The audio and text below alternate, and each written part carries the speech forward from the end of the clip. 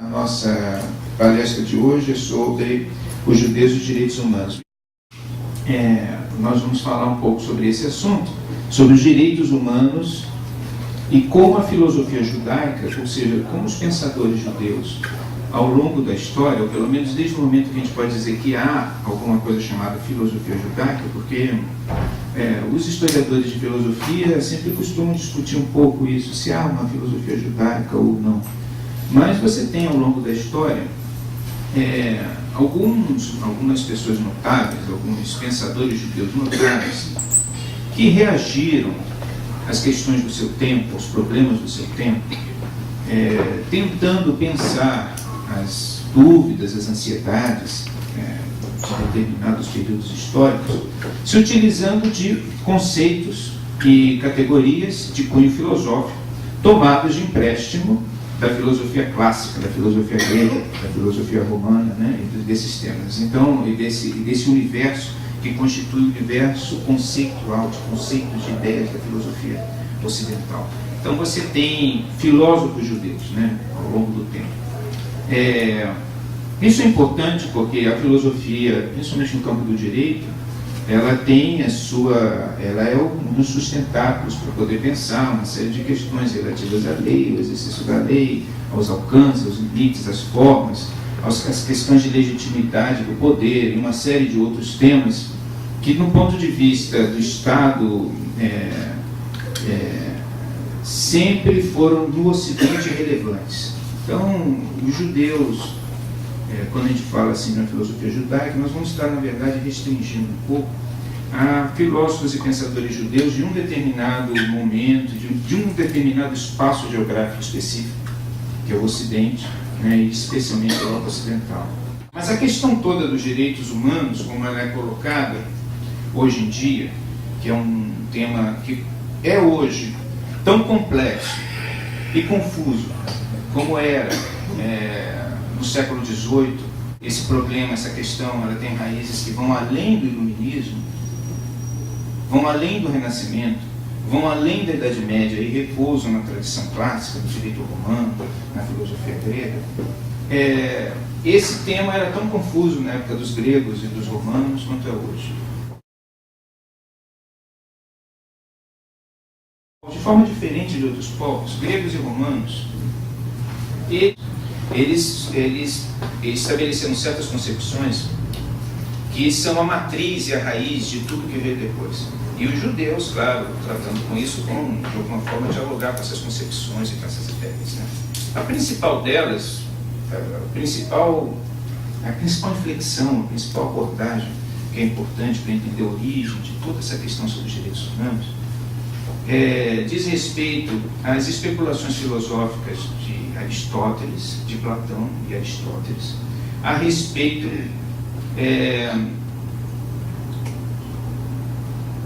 da existência ou não de algum tipo de sentimento de naturalidade na percepção da lei, do que é certo e do que é errado. Os filósofos, de uma forma geral, os filósofos do direito, sempre vão dizer que as leis, ou vão discutir se as leis são para serem impostas, ou se as leis têm racionalidade ou não têm, o que é que determina que uma lei é justa ou injusta, vão separar a justiça de direito, todas essas questões que são típicas da história do direito.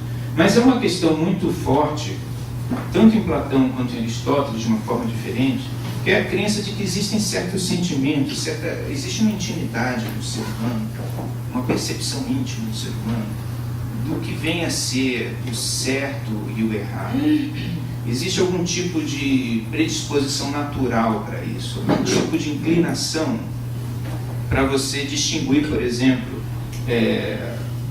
que bater no seu pai é uma coisa errada, né? Um exemplo. Ou, vamos citar isso, é um tema que vai de Aristóteles, passando por Cícero, até chegar o Santo Agostinho e São Tomás de Aquino, de que, por exemplo, de que não é natural um homem manter relações sexuais com um homem, que o natural é uma mulher e um homem manterem relações sexuais, e que a percepção dessa naturalidade ou dessa não naturalidade é intrínseca à natureza da condição humana.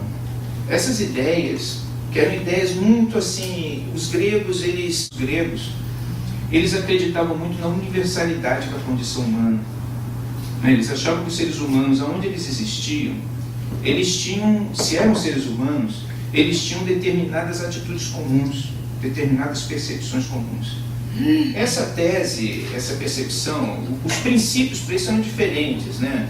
Você, dentro do platonismo, vai se chegar depois, no chamado neoplatonismo, já no período romano, a percepção de que existe uma alma comum em todos os seres humanos, uma percepção comum dos seres humanos do divino, ou de que você tem uma percepção da razão das coisas, que é comum a todos os seres humanos, a razão de todos os seres humanos tem dentro deles uma razão. Essa ideia é uma ideia muito importante que dentro do Império, dentro da República Romana, chega à sua extensão máxima em Cícero, claro, tese da lei do direito natural, da lei natural, embora esse assunto ele já tivesse em Aristóteles e em Platão, de diferentes maneiras, mais ou menos análogas, com pequenas nuances, né? Cícero é muito redutor de tudo isso, mas isso vai servir muito à expansão romana, como havia servido, na verdade, a expansão dos gregos, ao acreditar ou defenderem de que realmente nós podemos governar povos de diferentes crenças, de diferentes origens culturais, porque, no fundo, todos eles têm uma análoga percepção do que é certo e do que é errado. Os gregos, eles acreditavam, como depois os romanos também vão acreditar, que, no fundo, os seres humanos acreditavam nos mesmos deuses. As percepções que os homens tinham, seres humanos de diferentes culturas tinham, por exemplo, a percepção do poder das tempestades. Essa percepção, a divinização das tempestades, era um fenômeno universal. Todos os seres humanos tinham dentro deles essa percepção, esse sentimento. Por isso é que os gregos vão tentar colocar um templo de Zeus, olímpico, no templo de Jerusalém, e depois os romanos vão botar um templo de Júpiter também no templo de Jerusalém, porque eles achavam que o Deus dos judeus, até onde eles podiam perceber, como era um Deus que aparecia tronoante nas escrituras bíblicas, com muitos raios e trovões e coisas, era, com toda certeza, a mesma percepção de Zeus, o Júpiter, o Baal fenício, né, que eram deuses ligados à tempestade. Esse tipo de coisa, o Alexandre o Grande vai fazer isso em tudo que é lugar, porque Alexandre o Grande ele leva para a Índia as primeiras representações iconográficas. Eles vão pensar, quem é Buda? Eles vão dizer assim, Buda é um filósofo, então eles vão começar a representar o Buda como um filósofo, né, com a toga de um filósofo, por exemplo. Por isso é que até hoje no Oriente se representa Buda vestido de romano, de grego, né? De grego, com a toga grega, tá? Porque foram os primeiros a representar Buda de alguma forma, isso lá na época de Alexandre o Grande. E os romanos também. Do ponto de vista legal, a crença era a crença em certas percepções naturais do ser humano, certas dimensões naturais do que é certo e do que é errado.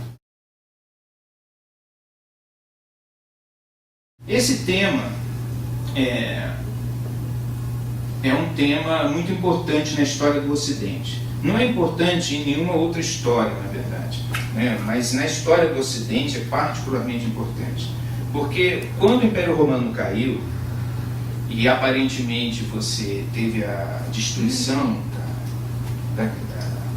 de toda aquela estrutura jurídica e política que caracterizava o Império Romano, os germanos, os bárbaros, que ocuparam a Europa Ocidental, eles se dedicaram a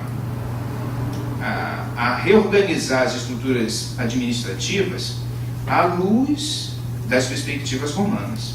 E eles recuperaram o direito romano, recuperaram todos os elementos importantes desse direito, principalmente a tese do direito natural. Isso foi facilitado pelo fato de que a Igreja Católica, ao contrário de outras religiões, ela nunca teve claramente uma lei revelada. O Novo Testamento ele é muito obscuro com relação a isso, porque os judeus, vocês sabem, os judeus têm 613 determinações que você encontra por ali, né? Mas a Igreja Católica, os cristãos, eles não tinham esse tipo de especificação legal a esses detalhes. A Igreja Romana, ela adere ao sistema do direito romano, recupera isso, constrói toda a sua legitimidade, buscando permanentemente uma harmonização entre uma lei revelada e uma lei das gentes, uma lei natural, que é uma coisa muito importante. Então, a Igreja Católica, ela herda, enquanto governante da Europa Ocidental, ela herda essas perspectivas universalistas do direito natural. Isso é muito importante, porque a partir daí toda a capacidade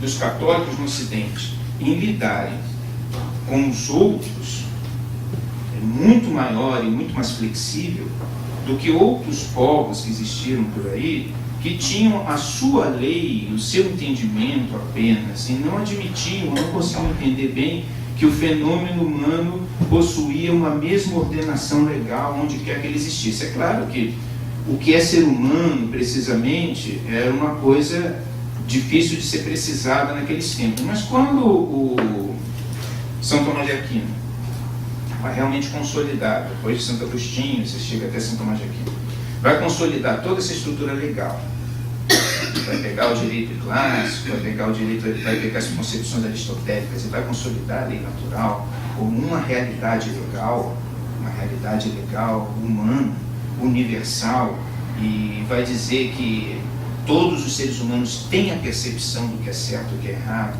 e que isso independe da religião que eles têm. Isso é uma coisa que está como impregnada, a lei de Deus, a lei natural. Deus criou essa lei de Santo Tomás de Aquino, que é a lei que governa o universo, a natureza, e impregnou e gravou essa lei no coração das pessoas. Então as pessoas, os seres humanos, têm a percepção do que é certo e do que é errado. E a percepção do que é certo e do que é errado, ele retoma, Aristóteles, se dá através da razão humana. Isso é um tema assim, importantíssimo, porque ele diz que você pode ter uma legislação assim, assado, fundada na lei natural, independente daquilo que as pessoas creem. Elas podem ser judias, podem ser muçulmanas, podem ser budistas, podem ser o que seja. Mas se elas são seres humanos, assim acredita São Tomás de Aquino, retomando toda a tradição universalista grega, se eles são seres humanos, eles vão entender perfeitamente o que é certo e o que é errado, naquilo que diz respeito ao direito comum, as coisas normais que acontecem no mundo.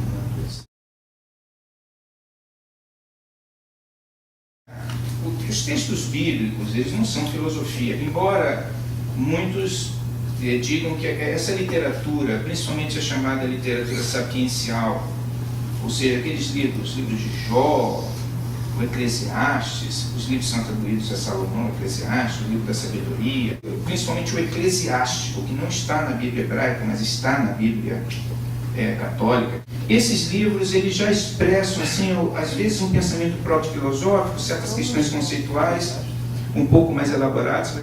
Ele já expressa algum tipo de percepção filosófica, mas nós temos um filósofo, e é filósofo por excelência, é o primeiro filósofo judeu que é filósofo, que é Filon, Filo de Alexandria. Filo de Alexandria, ele trabalha com os elementos do platonismo e entende que os elementos da Bíblia, que aquelas histórias da Bíblia, têm um cunho filosófico. Todos aqueles primeiros pensadores judeus do Egito, no período de Alexandre o Grande, principalmente dos soberanos Ptolomeus, o Ptolomeu, ele era o descendente, ele era o general de Alexandre o Grande e assumiu o controle do Egito. E ele era totalmente helenizou a religião egípcia. E como ali naquela região você tinha uma quantidade estúpida de judeus, toda aquela região, Alexandria, o delta do Nilo, você tinha uma população de judeus assim imensa. Esses judeus foram rapidamente helenizados, a tal ponto, para vocês terem uma ideia, que eles já nem liam mais a Torá em hebraico. Eles desaprenderam hebraico, eles liam a Torá em grego, de onde aquelas traduções da Torá para o grego, que constituem o corpo da Septuaginta, da versão dos 70, que é uma tradução para o grego.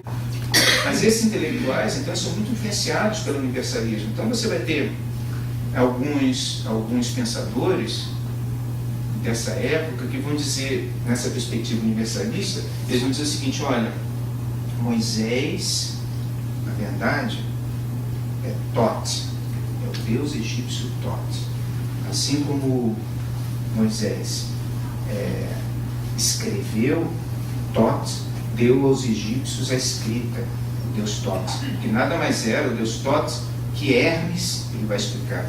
Hermes. Então, a legislação e a escrita tinham a ver com determinada entidade que ele, esse pensador grego, ele, sem a menor cerimônia, disse que era a mesma figura. Moisés era Tot, era Hermes. Quer dizer, ele fazia essa equação, né, essa universalização dos conceitos, acompanhando o pensamento grego, porque a filosofia grega ela busca essa universalidade, né, sempre buscou a universalidade.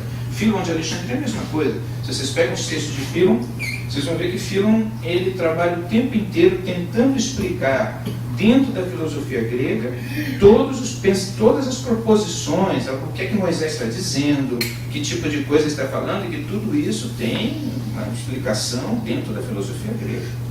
Então, ele é um filósofo, realmente. E Filon é muito importante, vocês sabem, menos para a tradição judaica, que a tradição rabínica o desconsiderou totalmente, mas para a tradição cristã, que o considerou um filósofo eminente, a primeira pessoa que fez aquilo que Paulo depois vai fazer, que são as pontes entre a tradição judaica e o mundo helenístico. Então, Filon é muito importante, é por isso que você tem vários volumes da obra de Filon até hoje, porque os cristãos recuperaram Filon e preservaram. Então, o que acontecia? Qual foi a lógica central da tradição rabínica nesse sentido? A lógica central da tradição rabínica, pelo menos como ela está no Talmud, foi de tentar entender que existia realmente uma lei. Essa lei foi dada por Deus aos judeus. Essa lei é uma lei de Deus aos judeus. São as 613, os 13 mandamentos, mais os infinitos, os quase infinitos comentários da Mishnah e especificações de como essas leis funcionam exatamente ou não funcionam exatamente. Então, qual é a natureza da lei? A lei é naturalmente revelada. Ela é naturalmente revelada. Qual é a nossa capacidade de entendimento dessa lei? Bom, aí no caso da tradição rabínica, eles vão dizer que sim, os homens discutem isso. Discutem, e muitas vezes a questão da razão é importante nessa história. Mas a lei que é discutida, e que muitas vezes é uma lei racional, tem alguns elementos de racionalidade, alguns às vezes, embora dentro de determinados parâmetros, essa lei, ela vem de Deus. Ela vem de Deus. Com relação a isso, o primeiro grande filósofo judeu, e na verdade o grande patriarca da filosofia, se a gente pode falar na filosofia judaica, que é Maimônides. Maimônides, ele vai pegar essa questão. E Maimônides, ele vai afirmar que tudo bem, isso existe, vai dizer Maimônides, mas existe uma outra coisa também. Eles vão perguntar o que é, né? Existe uma percepção da lei, do direito, que independe da revelação de Deus. Depende. Não tem a ver com o que nós temos recebido essa lei. Tem a ver com a nossa percepção interior do que é certo e do que é errado. O livro de Maimônides foi queimado, vocês sabem, né?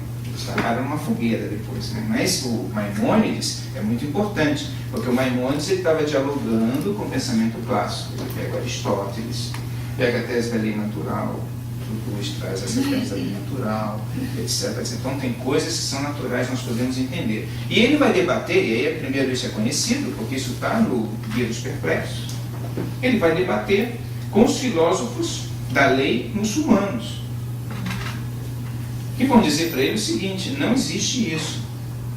O ser humano não tem a capacidade de perceber o que é certo e o que é errado em Deus.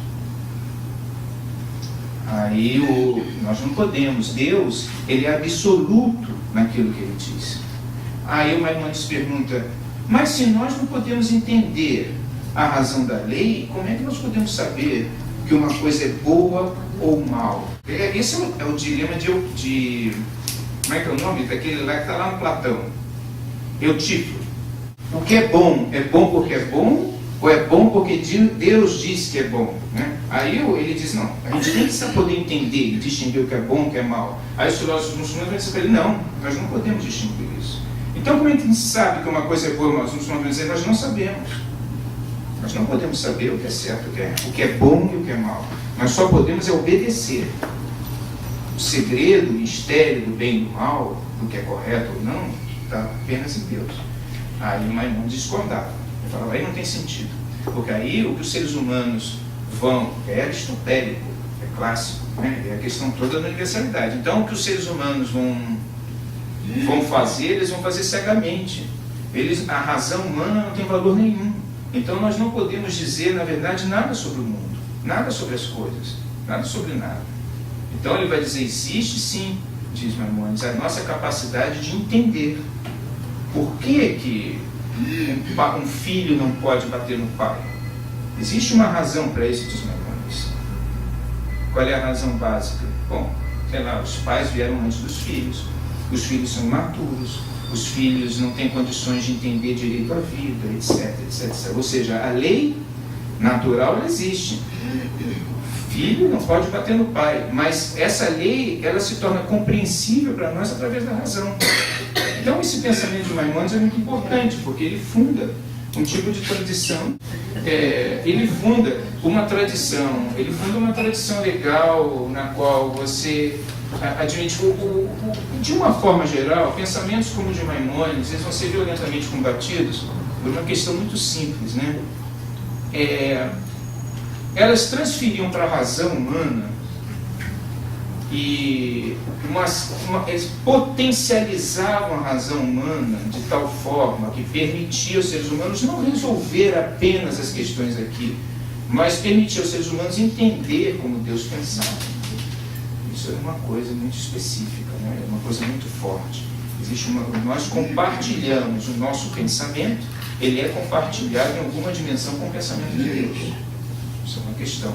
O que coloca o ser humano num patamar um pouco diferente. E uma outra coisa muito importante é que o que o Maimônides dizia, e isso é que foi particularmente, há um combate com relação a isso, né, por toda a Idade Média, é que, tudo bem, os judeus eles têm uma lei, mas existe uma outra lei que foi dada por Deus também a todos os homens, que do ponto de vista operacional, ela é mais relevante do que a própria lei que Deus deu aos homens. Quer dizer, a lei que Deus deu aos homens, ela é polêmica, um discute isso, outro discute aquilo, mas aquela lei, né, essa é a teoria do negócio, que Deus deu a todos os homens, que está dentro da alma deles, eles podem entender pela razão e é absoluta. A razão humana absoluta, ela é universal. Ela é universal. Esse é um problema grave que não vai ressurgir dentro das comunidades judaicas, pelo menos até o limiar da modernidade. Uriel da Costa. Uriel da Costa era, na verdade, um cristão novo português, que tinha, inclusive, formação eclesiástica, e que se converteu ao judaísmo cristão. O Uriel da Costa, ele desde o princípio, desde o primeiro momento que ele botou o pé numa sinagoga, ele comprou briga com todos os rabinos. Porque ele dizia que isso não fazia... as pessoas diziam para ele assim, mas escuta, você tem que botar o tefilim assim, assim, assim, assim. Aí ele falava assim, mas onde é que está escrito isso exatamente? Aí ele falou, não, isso está assim, subentendido por esse fator. Não, mas isso não tem lógica, ele escreve um livro.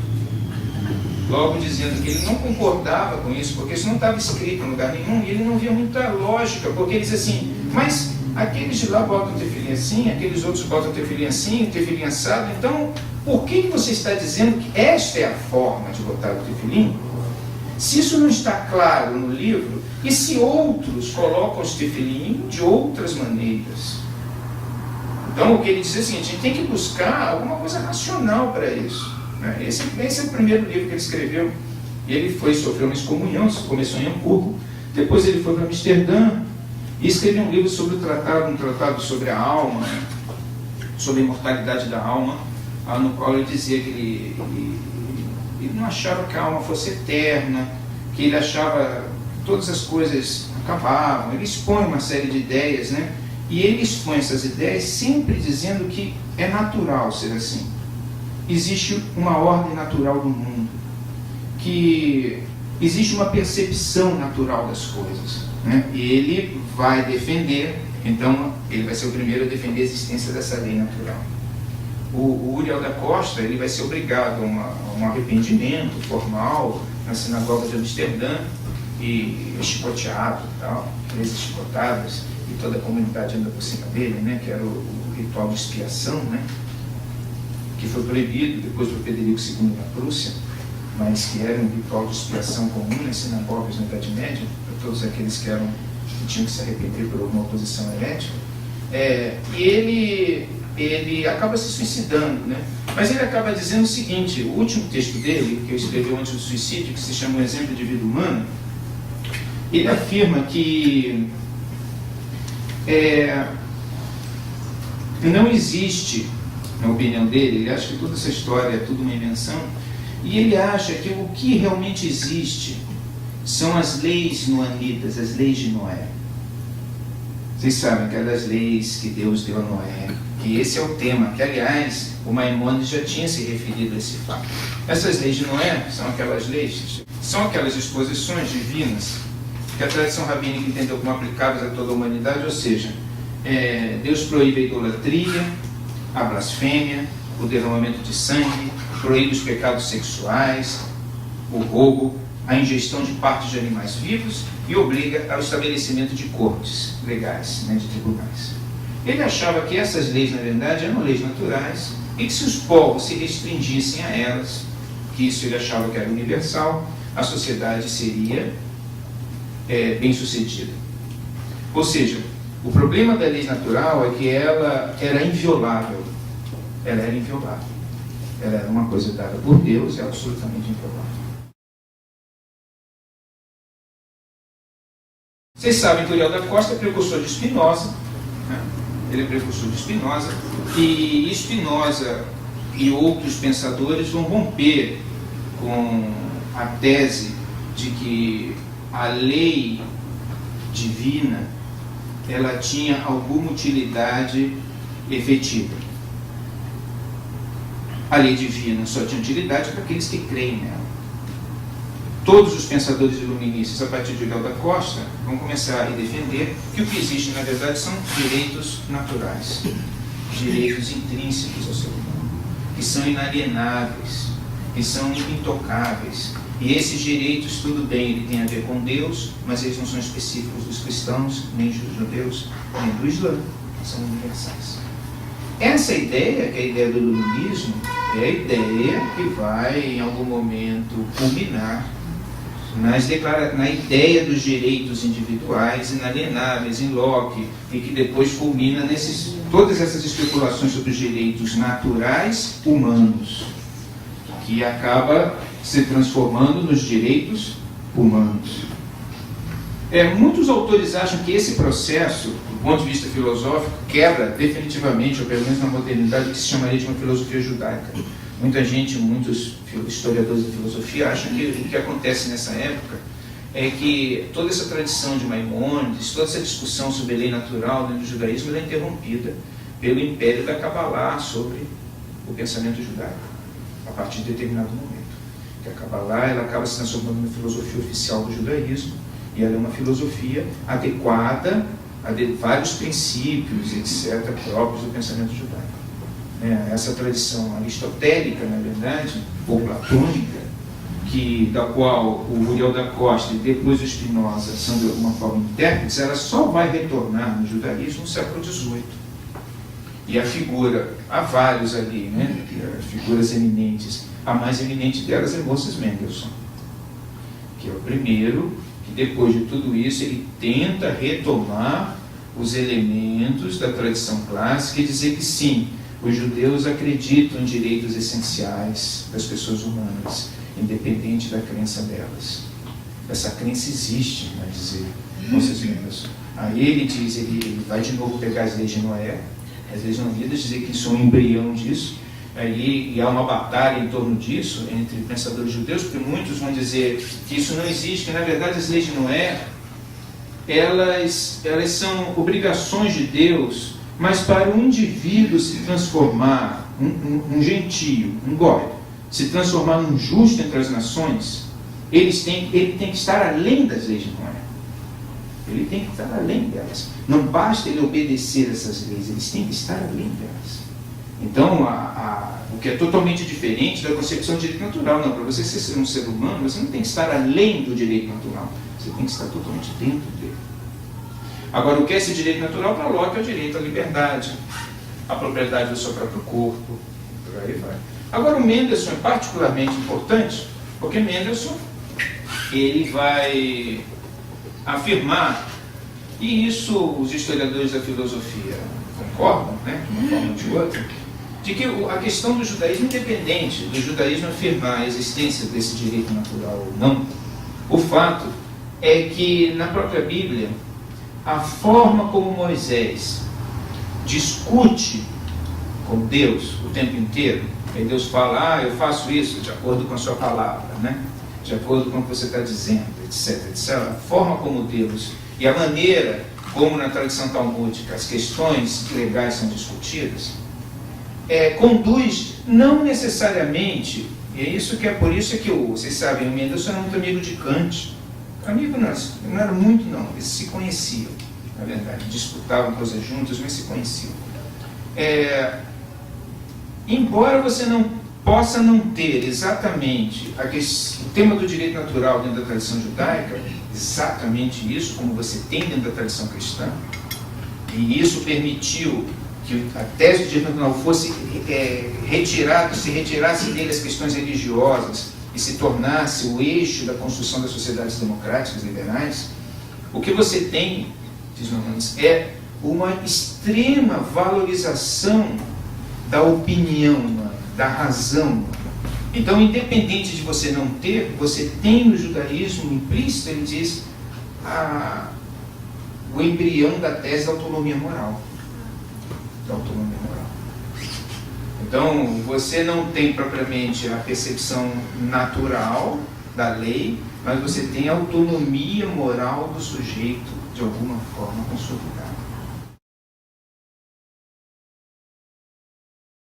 Então, o que acontece? Quando nós comparamos, por exemplo, a história do Islã, o direito islâmico e o direito ocidental, e a história do direito judaico com o direito ocidental, porque também a gente tem que deixar claro que é muito importante no direito ocidental o papel da Igreja Católica. E o papel de São Tomás de Aquino assim, é chave, né? Santo Agostinho, evidentemente, e São Tomás de Aquino. Se você pega São Tomás de Aquino, você fica encantado. Aliás, para vocês terem uma ideia da importância e da relevância, os neotomistas, Jacques Maritain e outros, são redatores da Declaração Universal dos Direitos do Homem, na ONU. A Igreja participou da redação da Declaração dos Direitos Humanos, porque eles acreditavam na existência desses direitos naturais. Essa é a matéria de fé da Igreja Católica. Existem direitos naturais que são universais.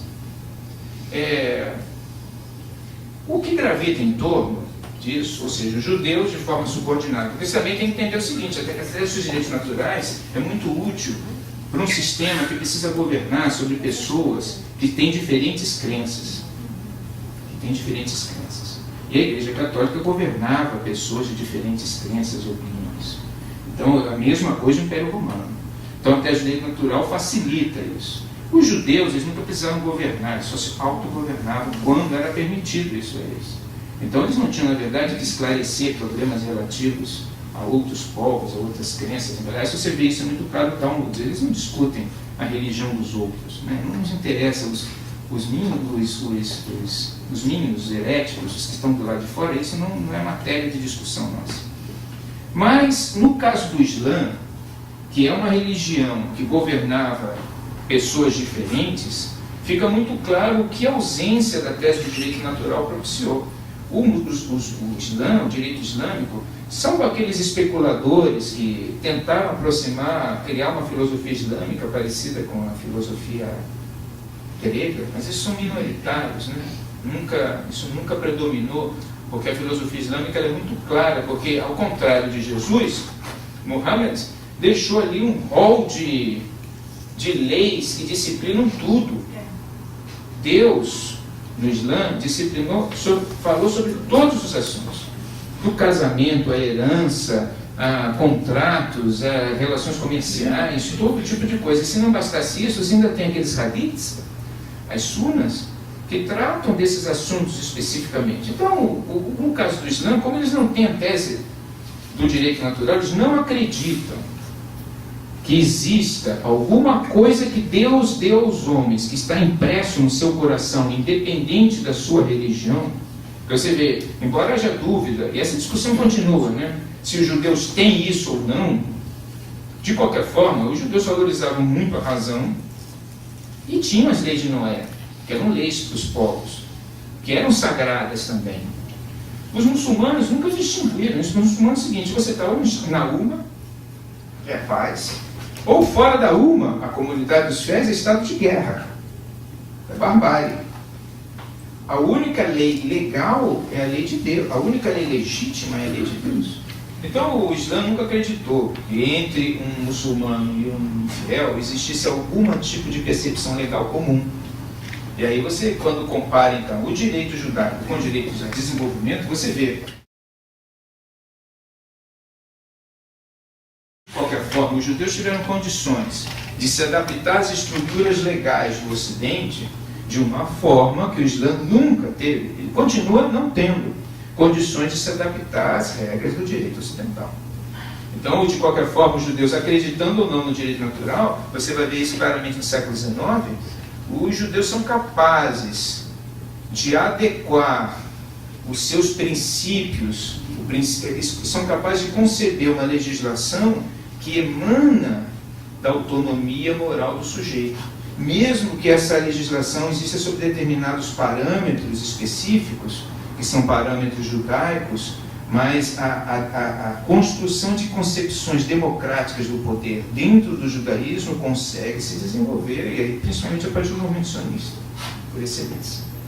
O sionismo ele faz a devida equação, porque aí o sujeito tem muita potência. Não, eu posso falar, e a minha razão, ela existe, sem dúvida alguma. E essa razão, em algum grau, ela me permite estabelecer diálogos com outras razões, mas a partir dessa autonomia do sujeito. Mas, de qualquer forma, o judaísmo ele acaba se adaptando a isso, e se adequando, porque isso também existe entre dele de uma outra forma. Porque, na verdade, a diferença básica aí é que o cristianismo herdou esses elementos do direito romano e da filosofia clássica.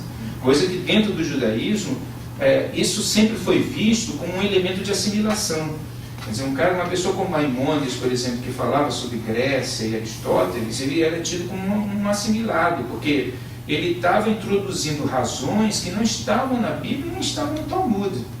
Embora eles dissessem, até existia uma lenda, que se você tem no Talmud, que Aristóteles se converteu, ao judaísmo, determinado aquilo. Isso é uma lenda meio fantástica, que Aristóteles foi a Jerusalém, conversou e se converteu ao judaísmo. Isso é uma lenda. Isso não faz muito sentido, na verdade. Não dá para imaginar Aristóteles se convertendo ao judaísmo. Mas isso é uma para mostrar, de qualquer forma, os rabinos queriam dizer que mesmo a lógica de Aristóteles se submetia, de alguma forma, a essa lógica exclusiva dos judeus. Quer dizer, a lógica exclusiva dos judeus era maior que a lógica de Aristóteles. Aristóteles se viu forçado, pela sua razão, a se converter à razão dos judeus. Que é uma coisa interessante também. Mas esse tipo de fenômeno... É claro que há uma diferença muito grande entre a tradição jurídica católica e a tradição jurídica judaica, porque ao contrário da Igreja Católica Ocidental, que sempre controlou tudo de uma forma única, ou tentou permanentemente, até bem recentemente, ela era senhora hegemônica em toda a Europa Ocidental, e as suas instituições intelectuais, as instituições da Igreja Católica, elas tinham assim, uma importância assim, descomunal como produtoras de conhecimento. Os judeus sempre foram oprimidos, fragmentados, divididos entre si. Então, o único movimento realmente, e é por isso que do ponto de vista histórico é assim, uma coisa grandiosa, o único movimento que conseguiu emergir, retirar os judeus dessa situação de fragmentação, que foi o movimento sionista, realmente traduziu uma perspectiva de organização que está sob outros moldes, sob moldes modernos, né, de poder. O movimento sionista, ele conseguiu construir uma identidade judaica superior, e o Estado que o movimento sionista elaborou, que é o Estado de Israel, ele é um Estado que funciona sob as regras do direito ocidental em menor ou maior grau. Em menor ou maior grau, porque os fins do Estado de Israel são fins seculares. Os fins são seculares.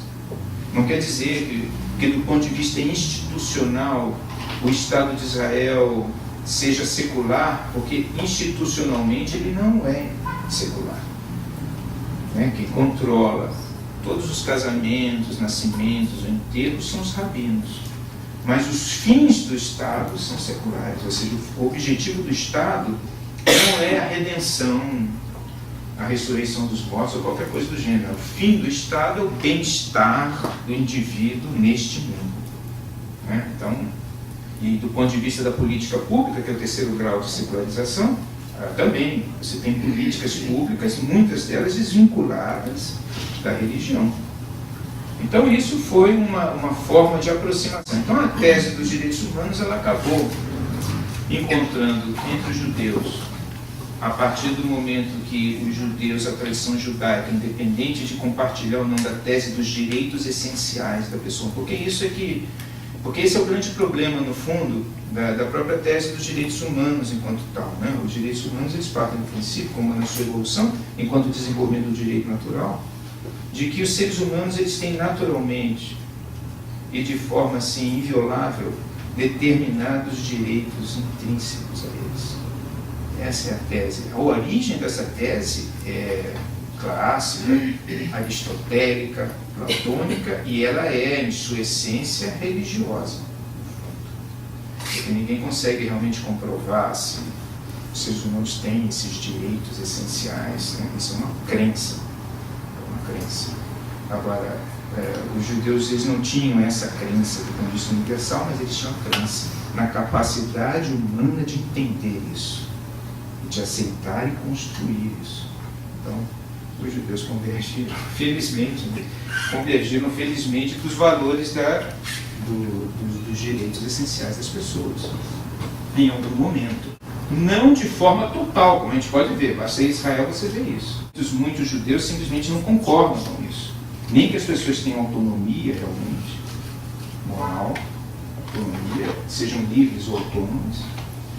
Eles acreditam que as leis, elas são absolutas. E muitos judeus também não acreditam muito em outra forma de organização que não seja uma organização divina.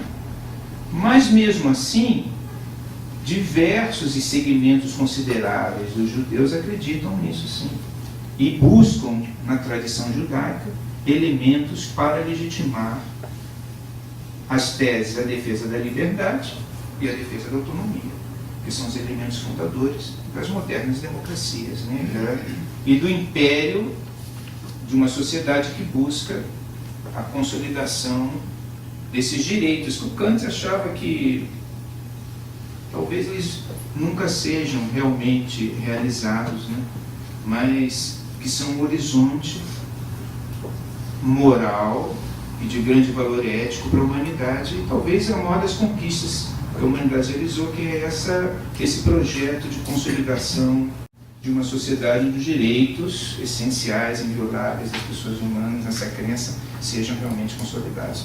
Então, nesse sentido, os judeus migraram à tradição ocidental, se tornaram parte dela, porque também você tem o Maimônides aí lá no fundo, você tem essa tradição toda, e nós então fazemos parte desse universo, desse projeto, que é o projeto iluminista, que é o projeto da democracia. Por agora é só isso mesmo.